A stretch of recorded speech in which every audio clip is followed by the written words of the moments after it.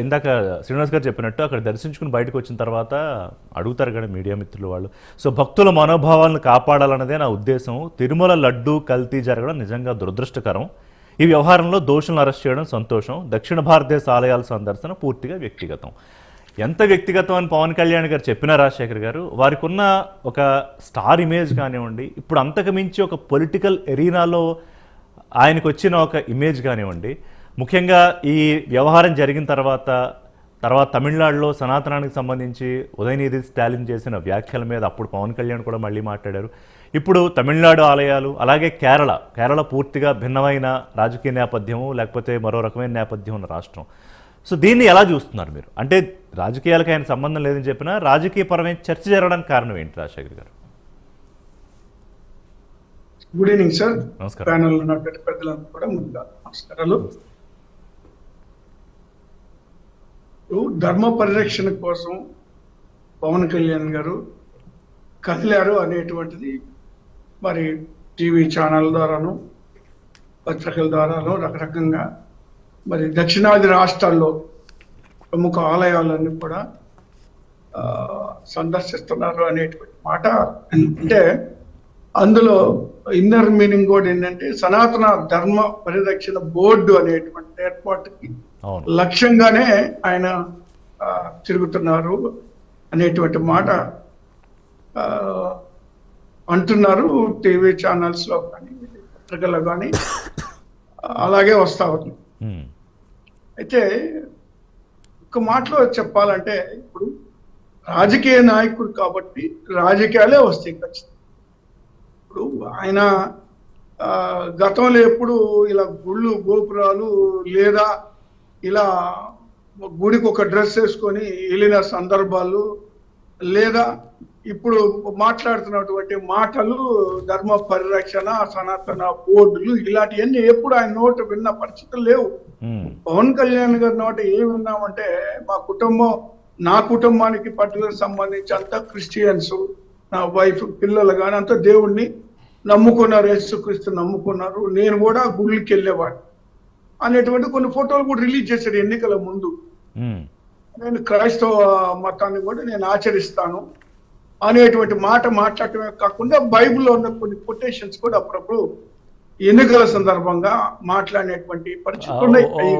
I'm not sure క్రైస్తవ మతాన్ని ఆచరిస్తాను అని ఆయన చెప్పినట్టు నాకు రిజిస్టర్ అవ్వలేదు. మేబీ సబ్జెక్టు గౌరవిస్తారు, ఎందుకంటే వాళ్ళ సతీమణి ఆ మత ఆచారాలు పద్ధతులు ఫాలో అవుతారు కాబట్టి గౌరవిస్తానని చెప్పినట్టు నాకు గుర్తుంది. ఆయన ఆచరిస్తానని చెప్పినట్టయితే ఎక్కడ రిజిస్టర్ అవ్వలేదు రాజశేఖర్ గారు. లేదు సార్, ఆయన గుడికి పోయిన ఫోటోలు కూడా వచ్చినాయి, గుడిలో కూర్చున్న ఫోటోలు కూడా రిలీజ్ చేశారు సార్. చర్చికి సరే అది ఓకే చర్చి సార్ అంటే ఆఫ్ కోర్స్ అది సార్ అది ఇంపార్టెంట్ కాదు సార్.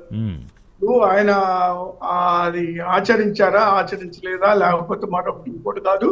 కుటుంబ నేపథ్యం ఆయన ఫ్యామిలీ వరకు ఆయన నేపథ్యం ఆయన చెప్పారు. తర్వాత వచ్చేసి మరి అలాంటి సందర్భాలు ఎన్నికలకు ముందు, ఎన్నికలు అయిన తర్వాత పూర్తిగా రూపాంతరం చెందారు. అది బీజేపీ ప్రభావం వల్ల, బీజేపీతో కలిసినందువల్ల అనేటువంటిది ఆలోచన. అంటే నాకు డౌట్ సార్ మధ్యలో మాట్లాడితే నేను కాదు, నాకు డౌట్ సార్, మధ్యలో క్వశ్చన్ అడగద్దా? నాకు డౌట్. ఇప్పుడు ఒక వ్యక్తి రూపాంతరం చెందడానికి తన పద్ధతుల్లో లేకపోతే నడవడుకో మార్చుకోవడానికి ఇంకొక థర్డ్ పార్టీ ప్రమేయం ఉండాల్సిన అవసరం ఏముంది? ఇప్పుడు ఒకప్పుడు చేగువేరా గురించి మాట్లాడారు, ఆయన పుస్తకాల గురించి అనేక సందర్భాల్లో చెప్పారు పవన్ కళ్యాణ్. అదే పవన్ కళ్యాణ్ ఈరోజు భారతీయ దేశం యొక్క మూలాలు సనాతన ధర్మము లేకపోతే హైందవ ధర్మం, దాన్ని కాపాడడానికి మీరు అన్నట్టుగా ఈ సనాతన పరిరక్షణ బోర్డు ఏర్పాటు చేయడానికి ఆయన ఒక ఇనిషియేషన్ తీసుకోవడంలో ఆ మార్పు సహజంగా కూడా వచ్చి ఉండొచ్చు కదా. దీంట్లో బీజేపీ వెనకాల ఉంది అనడానికి స్ట్రాంగ్ రీజన్స్ ఏమైనా ఉన్నాయా? అంటే ఒక్కటి సార్, ఇప్పుడు ఆయన పుట్టుకతోనే ఆయన హిందూ ఆయన. సో హిందూ మతాన్ని ఆచరించడం అనేటువంటిది సర్వసాధారణమైన విషయం, దానికి ఎవరు కాదంటారు. కానీ నేనేమంటానంటే బీజేపీ మత ఛందస్పద పార్టీ అని మత పునాదుల మీద ఉన్నటువంటి బీజేపీ పార్టీతో కలిసిన తర్వాత ఇప్పుడు ఇది మోడీ గారు వదిలినటువంటి రాజకీయ బాణం పవన్ కళ్యాణ్. నాకు మీరు బాణం అంటే ఒకటే ఫేమస్ డైలాగ్ గుర్తొస్తుంది, జగనన్న వదిలిన బాణం అనే, అదే అంటే అసందర్భం అయినా గుర్తొచ్చిందని చెప్తున్నారు రాజశేఖర్ గారు. ఇప్పుడు అలాగా నేనేమంటానంటే సహజంగా ఈ రాష్ట్రాల్లో బీజేపీకి ఉన్నటువంటి ప్రాధాన్యత తక్కువ అందరికి తెలుసు. ఈ దక్షిణాది రాష్ట్రాలు మొదటి నుంచి ఇదే రాష్ట్రాలకు అన్యాయం చేస్తుంది కేంద్రం బీజేపీ అని కూడా ఇదే పవన్ కళ్యాణ్ గారు ఆ రోజు మాట్లాడారు. మనకు అన్యాయం జరుగుతుంది దక్షిణాది రాష్ట్రాలు, సో అది అలా ఉంచారు. అలాంటి సందర్భంలో బీజేపీ ఏంటంటే ఈయన ఒక పావుగా వాడుకుంటున్నారు అనేటువంటిది నా అభిప్రాయం. అయితే నేను ఇక్కడ చెప్పదలుచుకుంటే ఏంటంటే సార్, ఇప్పుడు సనాతన ధర్మము లేకపోతే హిందూ పరిరక్షణో లేకపోతే ఇంకోటో అది వేరే విషయం సార్. ఇప్పుడు బీజేపీ పట్టు కోసం ఏదో ఒక విధంగా తంటాలు పడుతుంది అని అడ్డం పెట్టుకొని, సరే దానికి కూడా నేనేం కాదని, ఎందుకంటే ఆయన ఒక బీజేపీ పార్టీ తోటి కలిసి ఉన్నారు, లేదా రేపొద్దున విలీనం చేసి బీజేపీలో తోటి అదే ఉండొచ్చు కూడా, ఈ పార్టీని విలీనం చేయొచ్చు కూడా, కాంగ్రెస్ పార్టీకి గతంలో విలీనం చేసినట్టు ఇది కూడా చేయొచ్చు, దాని ఏముంది, అది వదిలిపెట్టాయి, అది ఆయన వ్యక్తి. మధ్య రాజశేఖర్ గారు రాజకీయ జోస్యం కూడా చెప్తున్నారా? అదే జరిగింది గతంలో వీళ్ళు చేసిన నిర్వాహకమే. నేను చెప్పాను కదా, ప్రజారాజ్యం పార్టీ ఏ విధంగా పోయిందో ఒక మంత్రి పదవికి, ఈయన కూడా కేంద్రంలో రేపు కీలకమైన కాదు. 2014లో ఒక నిమిషం పవన్ కళ్యాణ్ పొలిటికల్ కమిట్మెంట్ చెప్తాను నేను.